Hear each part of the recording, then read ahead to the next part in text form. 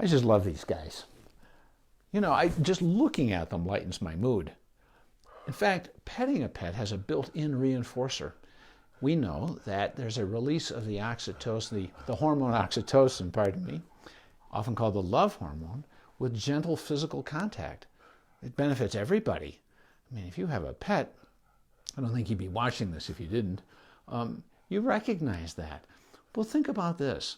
Think about research that has shown that lower stress workplaces are more productive. Happier staff do a more effective and profitable job. So could we lower stress by having an office pet? It would make a big difference, couldn't it? Or depending on the pet's behavior, it could make for big problems.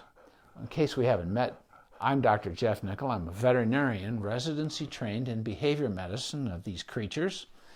And this is Miss America. There you go. Say hello, girlfriend. And this is Tony. And this is Gaston. They live here at home with us. I don't own a veterinary hospital anymore, but I used to. In fact, for many years, it was a general practice. And we had a couple of wonderful office pets. And I'm going to tell you a story about them and some of the things that can go right. And, anyway, nothing's ever simple, is it? I'll tell you what got me thinking about this. Reading in the Albuquerque Journal. This is called the Business Outlook. Does anybody ever read newspapers anymore? Maybe just me. Anyway, they in the Business Outlook every week, they have this column by Dale Doughton and J.T. O'Donnell. And these folks answer questions from readers, and it's about employment and that kind of stuff. Well, I read it just because it's a good window into human nature. So here's one. It says, Dear J.T. and Dale, my boss has just gotten a new dog. It's all she talks about. I mean, we literally have to hear about it all day. It's getting really annoying. Gee, I'm sorry. Can I pull her aside and say something? And the person who wrote this in is a man named Zane. Maybe he's not a pet lover. I don't know. He might have a point. So Dale responds, Sorry, Zane, you're not going to get much sympathy from me.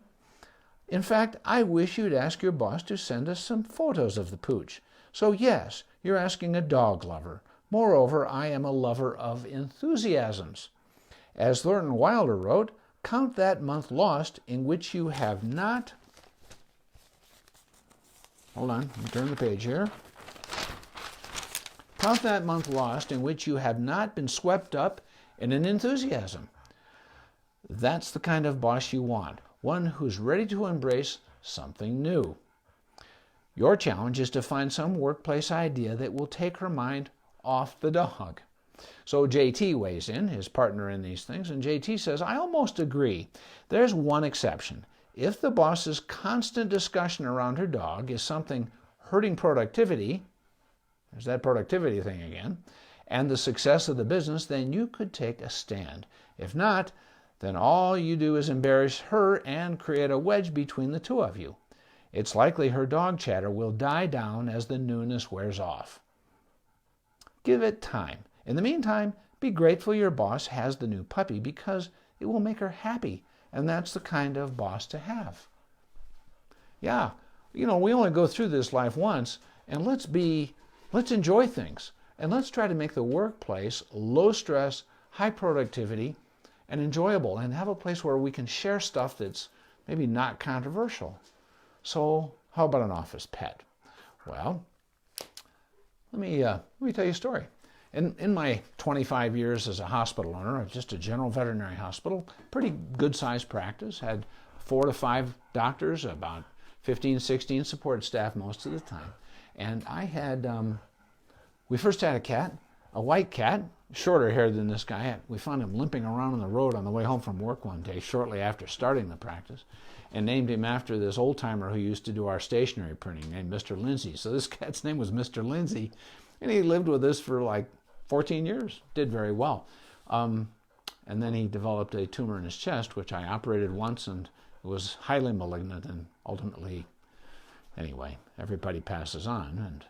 And then about, 3 or 4 months later, some folks came blasting through the door with this young cat, about 6 months old, a brown tabby, who'd been hit by a car. And I'm not going to give you the graphic description of her injuries, but they were frankly horrifying, even for somebody who's done a lot of emergency work. Well, they couldn't afford the bill, and she was a nice cat, and the staff said, look, let's just save her, and we'll keep her or find a new home. So, of course, we did. Did surgery on her face twice, pretty serious fractures, and she recovered and did very well. Well, there's a story behind her name, which was Faith, because the staff initially, when things didn't go well and we had to go back in and do more work, and she was in pain. And in fact, the staff came to me and en masse, and they wanted to demand euthanasia because she was suffering. And I said, no, I can treat this pain and I can put this cat right. I said, I want you folks to have faith. I was trained in orthopedics and I had a lot of experience with it. And so we got after it and we did what it took, and she recovered. And I hoped it was a lesson for people that they could learn to have faith from this cat, because, well, there are lessons that we can get from each other, including people from another species, right? So Faith became our cat, and she was still a youngster, and we had her for about 14, 15 years. And she would camp out at the reception desk and sit on the desk and greet our clients when they came in with their pets. And she learned early to avoid certain dogs, and she lived there. Well, we were open 24/7, and so taking care of her was not a big challenge. There was always somebody there to take care of her and feed her and give her water and litter and play with her, and she was a wonderful pet. So you can say, well, it was a veterinary clinic. Why wouldn't you have an office pet? Maybe you don't work in a veterinary clinic, and maybe having a pet to lighten the mood and to cheer you up and to have something to enjoy with the rest of the staff is something that would really make a difference. Well, you know, I think it does, because everybody can get stressed. Everybody can get a little bit too busy. Well, what I had, in my case, sometimes at my desk especially, if the staff just got swamped with one emergency, one upset, anxious pet parent after the next, and they could reach over and pet Faith, and they would start to feel better. And that calm that we get when we pet a pet carries over to the next customer that we deal with or the next member of the staff. And we lower our stress and we start to increase productivity. So, you know, the boss in this newspaper question didn't have her pet at work, but she was in a better frame of mind just having that new dog. Well, that matters, doesn't it? So if you think maybe adding a pet to your workplace would be helpful, please tag your boss with this Facebook Live. And if you have questions, or maybe you've had an office pet that worked out well or didn't work out so well, put something in the comment line and I'll address it right now. Or if you come up on this Facebook Live later, you can put it in later and I'll address it then. I think they can make a very big difference, but there has to be a structure, doesn't there? So let's talk about some preconditions. You know, we've had situations in my behavior medicine practice where I treat pets now with neurologic disorders of the brain that are manifest with really serious behavioral symptoms.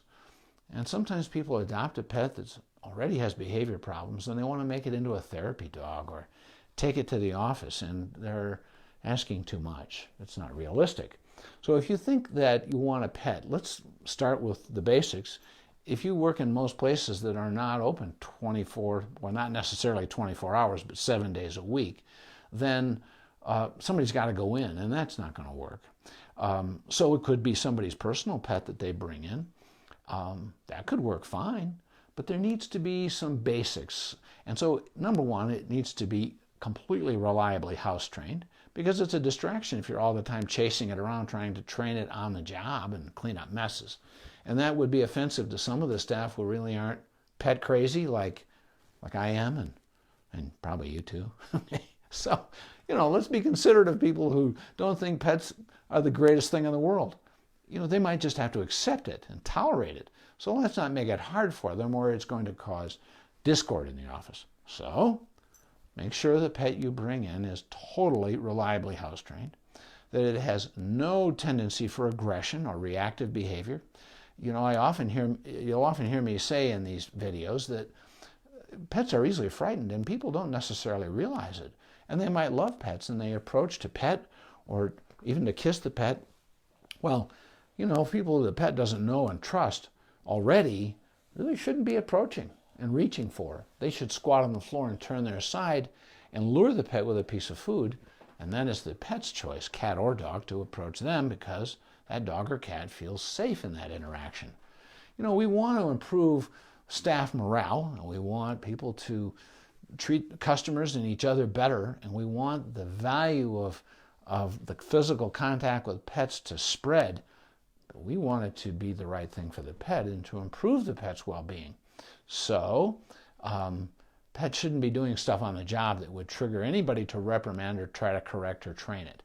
So, already house trained, no history of any type of aggression, okay? Happy to see people. Not one that shrinks and gets small and crawls under the furniture, because that's a dog or a cat who's just not well adapted to unfamiliar people. Shouldn't be in the workplace, okay? And barking. Some pets just bark. No, that's not okay, all right? So it might be a pretty short list of pets who would actually qualify. And so in terms of the value of the pet, its well-being in the office setting, it needs to have something to do. And what I really love to recommend to people is a food dispensing toy or a puzzle. There's lots of them. This is one of my favorites because you can put dry or canned food in it. And in fact, Carolyn's going to hand me some cat food toys. This is called an indoor hunting feeder.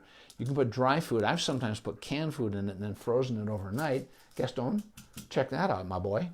And then Tony, maybe if he shows up. Sometimes, Carolyn, if you toss a couple of dry food kibbles over here, our cats love dry food because they don't get much of it. Because I like to give them a protein-rich diet, which is canned kitten food. There you go, boys. Well, here, look. Let me remind you of how this thing works. There you go. Here, Gaston. There. That's a good boy. So, but anyway, these are meant for dogs, but they work great for cats too because you can put dry food or canned, and again, I like to put canned food in these things, and then screw it together and then put it in a Ziploc and freeze it overnight. And then, you know, if the pet's just getting used to it, you can leave it pretty far gapped apart so it's easy for them, but then later you can make it more challenging. And if you don't feed a pet from a bowl at all, but you require them to manipulate a food toy, and to figure out how to, you know, get the darn food out and extract it in small amounts, they stay busy foraging, which, particularly for dogs, is largely how they survive in the wild. Yeah, they're predators and they eat what they kill, but the truth is they don't bring down a rat every day, right? So they often are looking for carrion, you know, roadkill. Well, you're not going to bring in some dead raccoon you found on your way to work, I hope. But if you use a food toy, then these things can mimic that and keep the pet busy. And it requires a lot of physical exertion to really extract all that food. And they tend to get good and tired. And, well, a tired dog is a happy dog. And they should not be bored.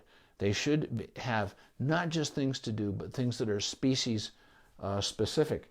You know, so toys that they can manipulate, you know, something like this for a cat. You can put dry food in this. It's got this ball, and they can manipulate it and push it around, and they can stay busy.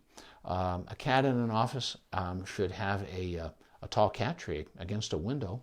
One of where my wife manages an office building, and one of the tenants is an accounting firm, and they bring their cat into work very often. And they're really happy folks, and they're highly productive. In fact, these folks are into their 70s and had planned to retire a few years ago. They're still at it because they're enjoying their work. And I think that cat is a part of that. Now, it's their cat. There's only 2 or 3 people in the office most of the time. They have clients come and go. But it works very well for them. And so just make sure that you've got pets who have species-typical behaviors that they can engage in. And by the way, if you want to go to my website, which is drjeffnicol.com, drjeff, Nichol.com. Oh, Cindy, you're here. Thank you for coming. Excellent to see you. We don't usually do these in the afternoon. I thought I'd give it a try and see if it worked out, especially if people are, you know, goofing off on the job and watching a Facebook Live when they're supposed to be working at 3 o'clock in the afternoon. Thought I'd give it a shot. Anyway, so if you want the canine environmental enrichments and, more importantly, feline environmental enrichments so that they can get up high, they can crawl into a little hide box, they can engage in survival behavior like extracting food. And if they're motivated because they have not had food in a bowl that day, then this is what they do, and it becomes part of their routine, and they look forward to this. And then people on the staff can enjoy the food toys and all that sort of stuff. It can be kind of fun for everybody. Now, when you bring a cat to work, this is what people often do. You can get these carriers on wheels, and it's got a little thing like a wagon, and you tow it in. But all that rumbling and movement, boy, most cats, the great majority of them, that's really unsettling and stressful. And stressed cats are more prone to physical illness. The most common is physical bladder disease. About 65% of those cases in cats are entirely caused by stress. You don't want that. And so you also, upper respiratory disease, well, you clean that out, Tony. Nice job, little guy. These cats need more food, Carolyn. Anyway, they, yeah, you can just put some food out or hand me the food gizmo there and I'll put some on. So now they have these little satchels that are made for carrying cats. You know, they got a shoulder bag, and that's pretty good too. Here you go, boys. And they, but the best ones that I like are the ones that are like a baby snuggly. And it zips up so the cat can see out a little bit, and they can just hunker right down in there. You can drive with it. You can ride on a bus or something with it. And the cat's right up against you and moves with you. And it isn't in a carrier that swings or in some kind of a pull cart that rumbles and bumps over things on the floor of the sidewalk. That's really important for cats. Now, obviously, a dog can be on a leash, but the best dogs I have known in offices are small breed dogs, 5, 10, 15-pound dogs. And they also can do very, very well in a carrier that, again, rather than carrying it and it swings as you walk with it, some kind of a pack. Some of these are put on the back. That can work well, especially for dogs. But really, let's make it fun and easy for that dog to live with you in the workplace while you're busy doing your work. Excuse me, are we behaving badly, Gaston? Towards your brother? Yeah, my pets aren't perfectly behaved. Oops. I would love to say so, but you can see that's not really the case. So if anybody has any questions, or if their boss wants to approach me on this thing, by all means, go to my Facebook page and put something in the comment line, and I'm delighted to answer the questions. You know, every single week, or almost every single week, I produce a Facebook Live. I also write a media blog that shows up in the Albuquerque Journal on Friday mornings. But I put it on my website, and you can subscribe to my website. Again, it's drjeffnicol.com, drjeffnicol.com. And you can subscribe for no cost at all, and every Tuesday morning, you'll get my media blog and my Facebook Live in case you can't tune in. And when you do subscribe, I will send you at no cost, of course, my at-home pet first aid and CPR guide, which can be kind of valuable to print out and stick to the fridge, you know, just in case. But tag anybody you want with this who might find this interesting or valuable. And here's a question from Cindy. Yes, my new foster hoards toys and my shoes and slippers. Is that a problem? Well, it's a problem if you spend a lot of money on those shoes and you can't wear them because they've been like chewed up. But dogs are possessive, and sometimes that'll cause aggression between dogs in a home, Cindy. But if you have a dog who simply puts that stuff in its own little place and does not object when you go to retrieve your things, then I'd say you really don't have a problem. Now, suppose you say, well, I'm not very good at picking up my stuff, because you know, that kind of would be the obvious answer. Put away your shoes and all your other things. But okay, so you know, it's just not your big priority, right? I don't care. I don't live there. But if you have a dog who hoards your stuff, and then you go to get it and the dog runs over and guards it and starts to growl, you know, the first impulse naturally for a lot of people is to scold the dog and say, hey, I'm not going to tolerate that nonsense. I mean, who's the boss here, right? Well, understandable. Here's the but, is that number one, dogs regard any response from their leader as a reinforcer, not just for their behavior of the moment, but of their emotional state of the moment. And that is literally the case. And you think, oh, wait a minute, I can punish. I can really yell and I can intimidate my dog and the dog will stop doing it. It is true that aversive punishment can certainly reduce the frequency of an undesirable behavior. The trouble with punishment, though, aside from the fact that it damages relationships, it also is something that doesn't ever teach the dog or the cat what to do instead of the behavior that just got punished. And besides that, for your dog, hoarding and possibly even guarding those items, for that dog might actually be it's normal. So let's try to avoid that, all right? Instead, remembering as best as we can, because we humans don't think this way, and cats, by the way, don't either, but dogs regard any response, however subtle, from their leader as a validation of their behavior, of what they're doing right now. So the simplest thing for you to do, if that's a problem, is to leave a leash on your dog all the time when she's inside. And your dog is a she, I think you said, right? Maybe you didn't say. Anyway, my dog's a she, so I guess I'm thinking that way. So you leave this leash for the dog to drag around the house all the time. 6 foot, just a regular leash attached to the dog's collar. We call it a drag line because the dog drags it around. So if you want to get your stuff out of some place where the dog might guard it, let's avoid the whole confrontation. Let's simply walk up and grab the end of the leash, ignoring completely, because you walk up to get the leash and the dog might already start getting a little bit tense. Well, don't respond. You're just going to reinforce that. So just pick up the leash, turn on your heel. There's nobody on the other end of the leash because you are completely ignoring, okay? And you're making tracks across the room or around a corner so that the dog can't even see you. Drop the leash, close the door, pick up your stuff, put it away, and then open the door. And it's a non-event. And you've avoided something that for your dog may be very normal, because for many dogs, hoarding items and guarding them is normal. And if that's the only time you have a behavioral confrontation with your dog, then let's just avoid it. Not every battle has to be, muscled to the ground and fought to a victory. Again, even if you did succeed in causing your dog to stop that, sometimes, for a lot of us, our relationship with our pet may be the most important one that we have. Other people can be a little challenging, can't they? Well, dogs and cats can too. But the truth is that, we make mistakes with them, and they always forgive. They never leave us. And, hey, it doesn't get much better than that, does it? So that's a great one to avoid. I wouldn't be that concerned about it. Anything else? I think we've got it. So I hope you found this information useful.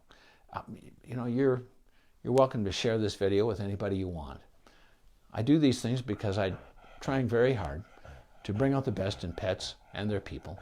And I hope it's valuable. So share this with other people. Tag those folks who are important to you. And thanks for watching. I'll be back next week. I don't know exactly when yet. I'm always looking for the time that gets the most views from people. So this is Miss America. Tony's down here on the floor. Tony, here. Say goodbye to our friends. There you go. Here's Tony. He says goodbye. Gaston says goodbye. Have a great week.